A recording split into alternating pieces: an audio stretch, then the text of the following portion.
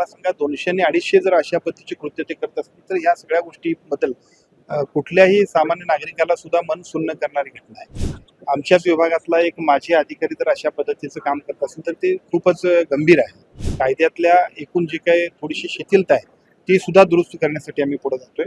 काल कोल्हापुरात ज्या पद्धतीनं आपल्या सर्वांनी पेपर बघितला, आपल्या सर्वच वृत्तवाहिन्यांवरती जी बातमी झळकली ही कोल्हापूरकरांच्यासाठी किंवा आम्हा लोकांच्यासाठी सुद्धा खूपच अतिशय धक्कादायक आहे.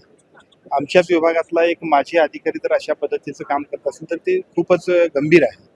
परंतु मी आपल्याला सांगतो की ही सगळी प्रक्रिया अनेक वर्ष अनेक ठिकाणी चालली आणि याच्यावरती जोपर्यंत गंभीरपणाने आम्ही काम करणार नाही तोपर्यंत अशाच पद्धतीचे प्रकार चालतील.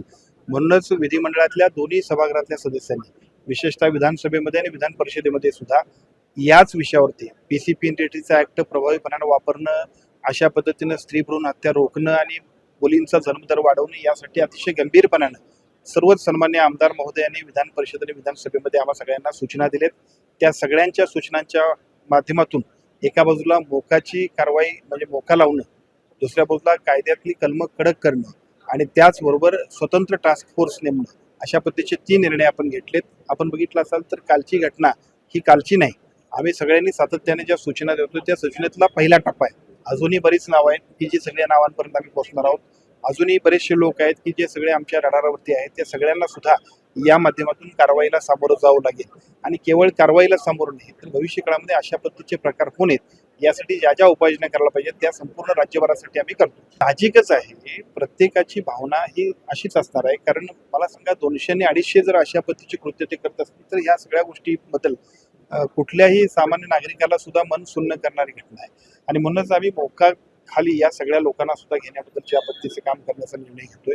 कायद्यातल्या एकूण जी काही थोडीशी शिथिलता आहे ती सुद्धा दुरुस्त करण्यासाठी आम्ही पुढे जातोय आणि भविष्य काळात अशा पद्धतीचे प्रकार उद्भवू नयेत, अशा पद्धतीची एखादी कृती करण्यासाठी कुठल्याही माणसानं अजिबात धाडस करू नये यासाठी सुद्धा महाराष्ट्र शासनाच्या आरोग्य विभागाच्या वतीनं पोलीस प्रशासन आणि जिल्हाधिकारी कार्यालयाच्या सर्व विभागाच्या अधिकाऱ्यांच्या समवेत आम्ही काम करतो. निश्चितपणानं या निमित्तानं या सगळ्याच गोष्टी होतील. खरं तर पीसीपी इंटिग्रिटी ऍक्टच्या बद्दलची परवानगी घेतली नव्हती, हॉस्पिटलचं रजिस्ट्रेशन झालेलं नव्हतं आणि तरी सुद्धा त्यांचं काम सुरू होतं. हे एका बाजूला त्या डॉक्टरांच्या दृष्टीनं, दुसऱ्या बाजूला आमच्या विभागाच्या दृष्टीनं सुद्धा चुकीचं आहे. त्यामुळं याच्याबद्दल सुद्धा एक धडक मोहीम आम्ही घेऊ. परवानग्या घेणं, राईट मॉनिटरिंग आणि सूचनांप्रमाणे काम करणं हे ते अपेक्षित आहे.